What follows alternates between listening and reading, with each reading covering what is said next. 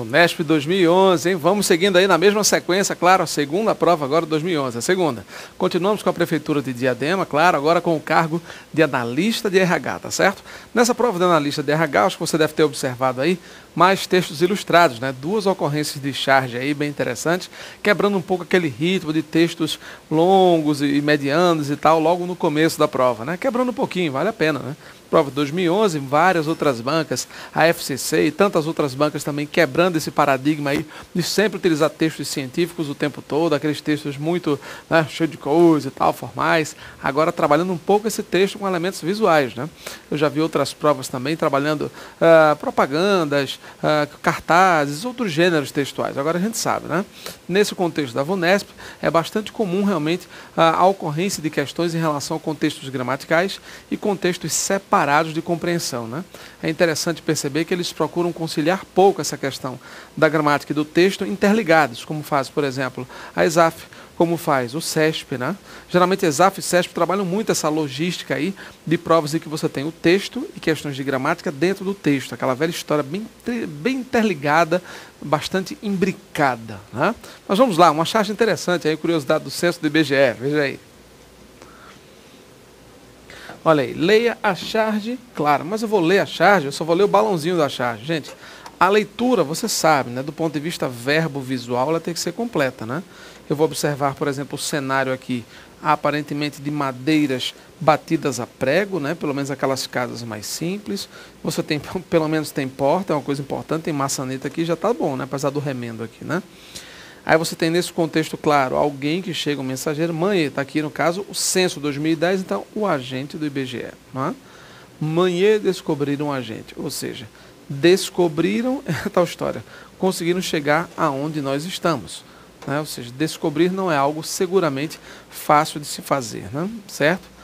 Tranquilo, vamos lá. Então, com base na charge, nessa análise aí, ele coloca aí a fala do menino em relação à norma padrão.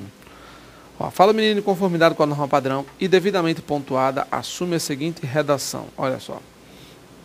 Manhê, descobriram a gente. Tá.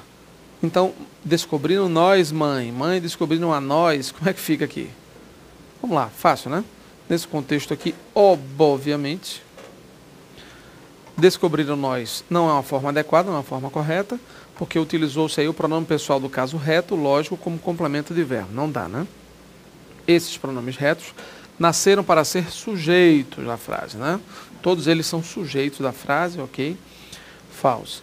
Mãe, descobriram a nós. Não ocorre crase dentro de pronome pessoal, não é? Então a crase dentro de pronome pessoal proibida, mais uma incorreção.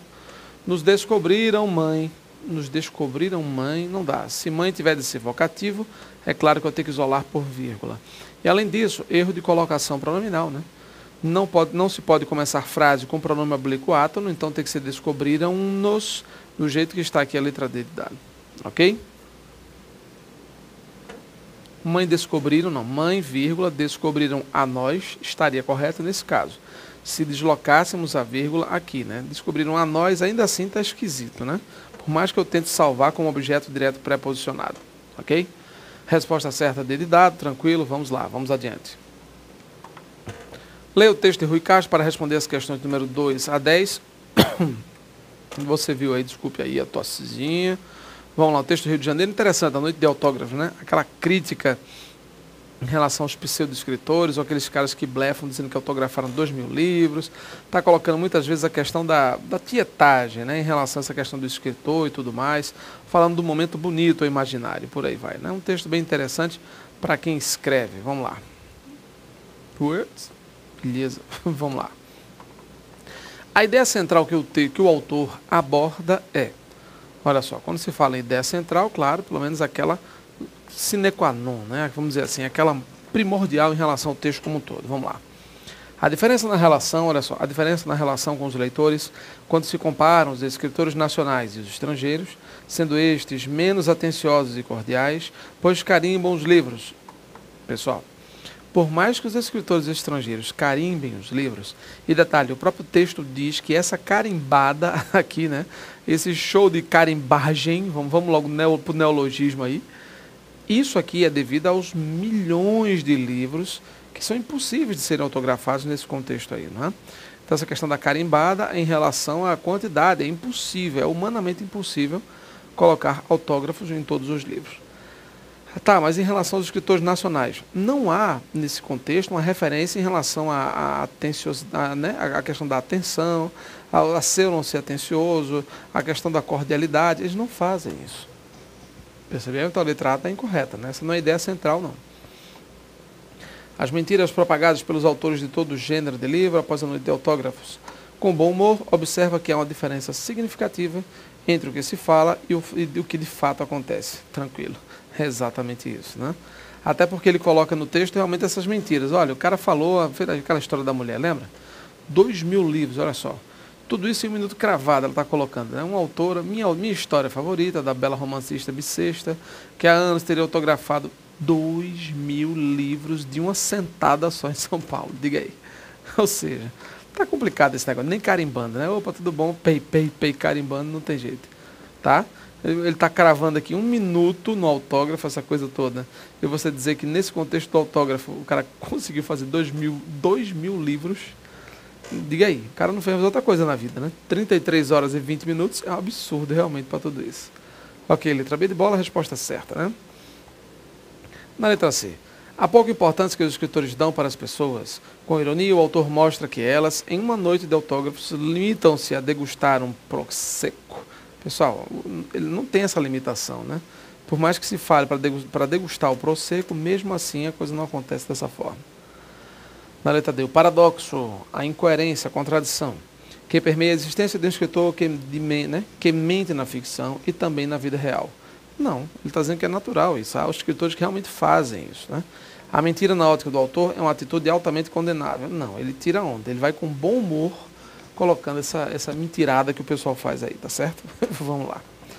A curiosidade dos leitores em relação aos escritores, sobretudo em uma noite de autógrafos, quando podem constatar se esses são na realidade pessoas mentirosas. Não é isso, né, gente? O que eles querem colocar é se o autor realmente representa um pouco daquilo, né? Quem será aquela pessoa que coloca naquele texto aquela história tão fascinante, tão interessante, né? Eles querem materializar um pouco isso. Ok, a resposta certa, letra B de bola, pelo menos nesse contexto, tá? Belezinha. Vamos para cima. A história favorita do autor, sobre noite de autógrafos, suscitou-lhe na época em que a ouviu o que, pessoal? O que você acha? Bom, de cara aí, de novo, vai acelerando aqui o Glória, mas não tem jeito, né? Vamos lá, e aí, de cara, né? Pessoal, a resposta certa é a letra A, óbvio. Uma desconfiança em relação à quantidade de livros efetivamente autografados. Ele sabe que não foi. Ele ouviu essa história aí dos 2.000 livros e detalhe, mesmo tendo ouvido, ele até ironiza, né? Que ele diz, olha, vamos supor, ele faz um cálculo estimado, você viu aí, nesse cálculo estimado, de que forma esse autor está apresentando esse absurdo que seria, por mais que o cara autografasse alguma coisa, né, de maneira rápida, em 1 minuto cravado, fizesse tudo, ainda assim dariam 33 horas. Se o dia só tem 24, hein? Imagina lá, com que milagre o cara carimbou, autografou, opa, beijo, hein? Opa, ainda assim, a mão não aguentaria, tem a menor dúvida, né? Vamos supor que nesse comprimento de flash, o cara conseguisse dobrar essa quantidade. Não ia aguentar, de jeito nenhum. Vamos lá, veja aí. A desconfiança dele, claro, está bem notório, né? Está bem patente em relação a isso. Maior admiração pela bela romancista que autografou 2.000 livros em São Paulo. Está aí. Não, ele registra a admiração que ele tem, mas mesmo assim ele brinca com essa história de que ela falou ter autografado realmente 2.000 livros. Ele ironiza isso. Coloca isso com bom humor. Desprezo, já que a escritora quis se equiparar aos mega-sellers americanos. Não quis, né? Até porque ele não despreza. Surpresa com a quantidade de livros autografados, façanha de poucos? Não tem nenhuma surpresa, até porque ele desconfia e sabe que não foi verdade. O respeito pelo trabalho da bela romancista é reconhecido então pelo público? Não, claro que não. Por quê? Porque ele sabe, ele disse que é a romancista dele, a preferida dele. E esse contexto, essa confusão toda que acontece, não está associada efetivamente a isso não, tá? Beleza, questão 3, questão simples também, né? Na letra A ele já abre aí com uma possibilidade de resposta bem evidente, tá? Vamos em frente aí. De acordo com o texto, bom, aí você já sabe, né? De acordo com o texto, claro, óbvio, intelecção de texto, né? A bela romancista referida pelo autor, e aí? Trata seus leitores com muito carinho. Gente, não, né? Segundo o texto, ele não diz isso. Até porque ele não faz nenhuma referência a isso. Desconsidera o seu público fiel. Também não faz nenhuma referência sobre a atenção ou a falta de atenção que ela porventura tenha com o público. Publica seus escritos literários ocasionalmente. E aí, pessoal? Essa é a resposta certa. Mas em que parte do texto a gente localiza isso? Publica os escritos ocasionalmente. Lembra quando ele falou aí? Olha só.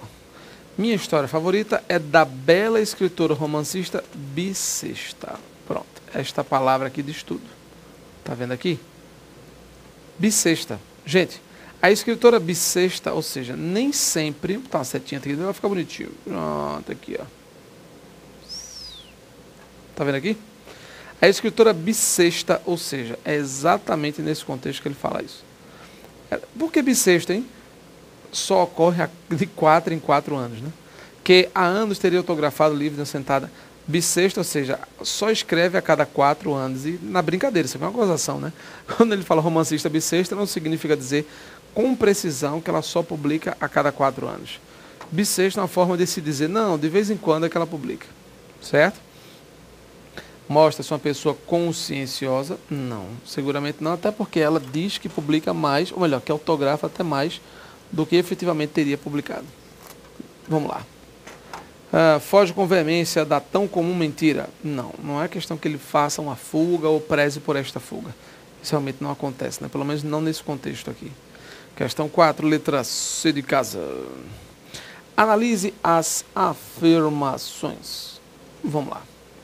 A noite de autógrafos constitui um momento propício para que os escritores deem asa à sua imaginação quanto à quantidade de livros e autografados. E aí, gente? Marrom, mais ou menos. Tá em dúvida, então vamos adiante. Para fundamentar a sua argumentação no segundo parágrafo, o autor vale-se estrategicamente dos numerais, para provar que numericamente é impossível autografar 2.000 livros em uma noite. E aí? É só olhar para o texto, ó, tá? Quando ele coloca aqui, efetivamente, o texto, professor, o texto. Vamos lá, ó.